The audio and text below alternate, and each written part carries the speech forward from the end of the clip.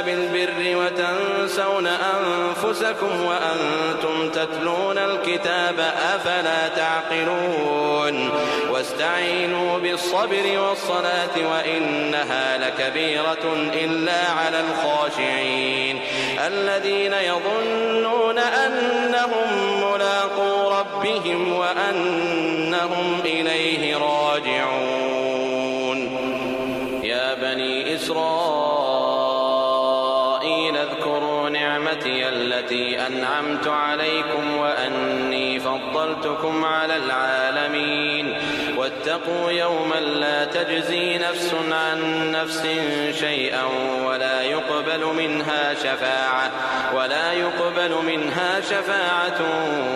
يؤخذ منها عدل ولا هم ينصرون.